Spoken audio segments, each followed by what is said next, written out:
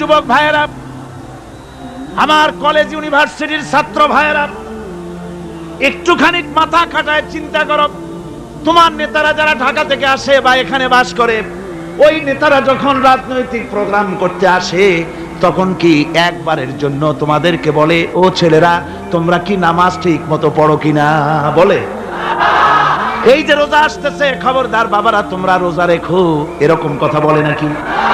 তোমার উস্তাদদের সম্মান করো, এ কথা বলে নাকি? বরং টাকা দেয়, পয়সা দেয়, যে শিক্ষক তোমার মতের উল্টা করবে ঠ্যাঙ্গাইয়া জনমের মতো টাইট করে দিবা, ঠিক কিনা?